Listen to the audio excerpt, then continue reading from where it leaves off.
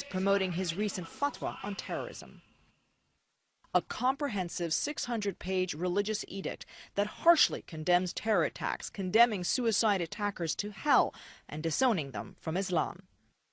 Available online in English, Arabic, and Urdu, the fatwa meticulously sources the Quran and other classical Islamic texts.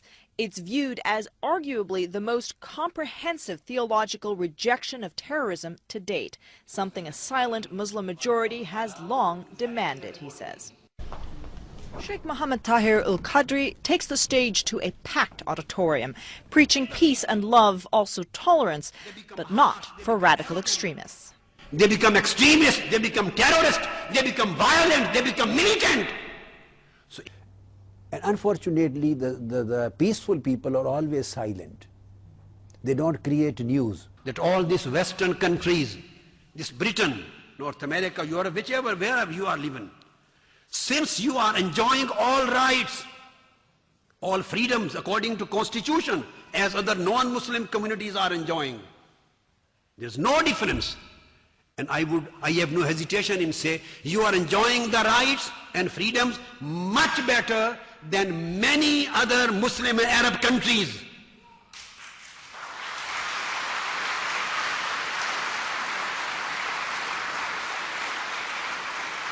Go and see what is happening over there in the quite remarkable part of the Muslim world.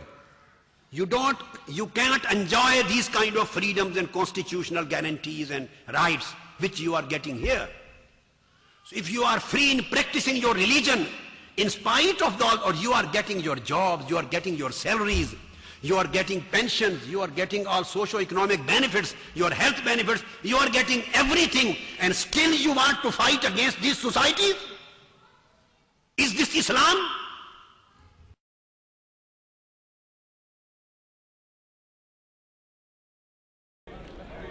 Ever since, the concept of jihad has been central to the debate over Islam's relationship with faith and extremism. Sheikh-ul-Qadri also gives thought to jihad and points out that apart from its historical call to war, it also has a totally different spiritual meaning. The same word has been used. When they radicalize the youth, they brainwash them and they inculcate wrong ideas in their minds about Islam.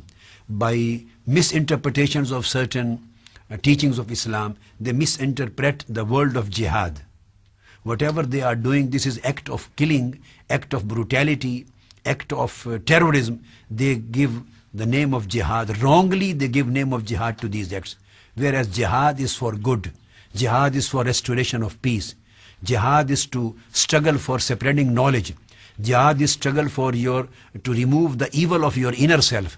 Jihad is to struggle for act of charity. Jihad is to bring the peace. Jihad is to fight against militancy, against terrorism, and against killing of mankind. Jihad is something totally different. Sheikh-ul-Qadri is revered as a spiritual leader. But while he is acclaimed by his supporters, he himself and his family live under police protection. Because of his fatwa against terrorism, Muslim extremists have issued open death threats against him and his relatives.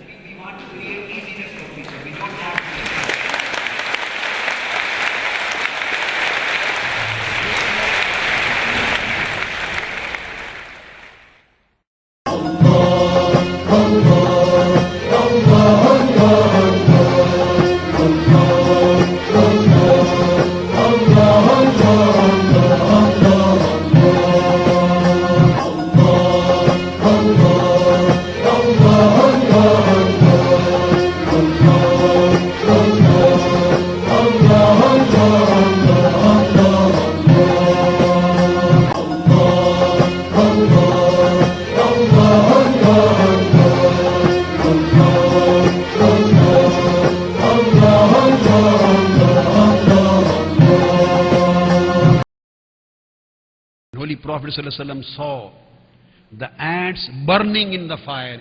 He said, Man fa'ala hadha? Who has done this? Who has put this fire on? One person said, Ya Rasulullah, I have done. Holy Prophet said, go and extinguish the fire. This right has not been given to a single person in this world. putting anyone on fire. So you can't put the ants on fire. So what would be the position of those people who are putting the innocent people in fire through their bombs and through their suicidal bombings? Is that Islam? Is this the Sunnah? Is this the Sharia? Let us see the 10 years of Medinan life when Holy Prophet ﷺ was head of the state, right up to the conquest of Mecca. No war was fought on the borders of Mecca.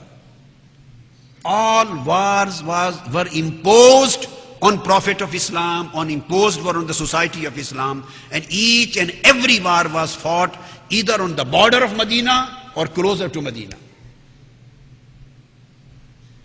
The first was the war of Badr. There was an advancement, an aggression by the Meccans, and Holy Prophet ﷺ and Islamic army fought as the defense of Medina. All wars were fought in defense. We can't see in 8 years of Medinan life a single war which can be known as the war of aggression. Each and every war fought by Islam was the war of defense. 10 years no war pact was signed. But unfortunately after 1 year, this was the Meccans who broke this contract and treaty of peace, not the Medinans. The companion Sa'd bin Ubadah, he raised a slogan and he said, Al-Yawma Yawmul Malhama. This is the day of revenge. Whatever has been imposed and whatever has been happening with us for the last 8 years, today we are going to take revenge.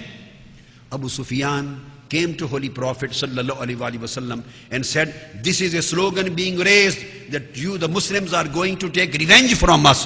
Holy Prophet ﷺ got angry. He stood up. He said, this day is not the day of revenge. Al-Yawma Yawmul Marhama. This is the day of mercy. This is the day of forgiveness. This is the day of pardon. This is the day of compassion. We will forgive every enemy who was living here.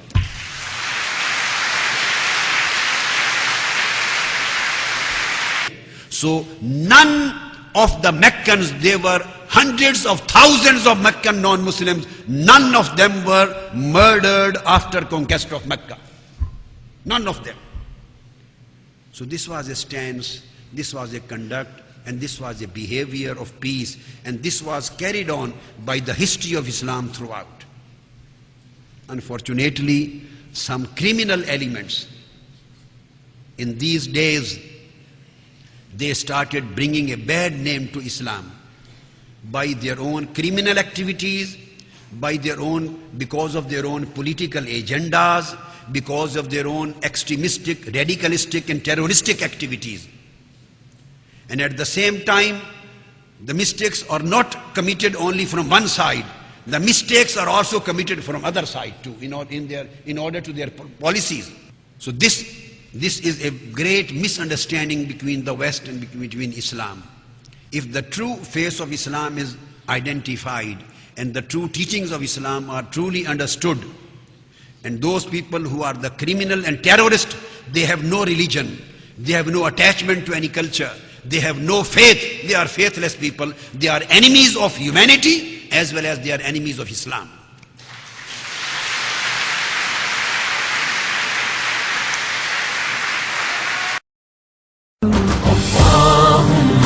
على سيدنا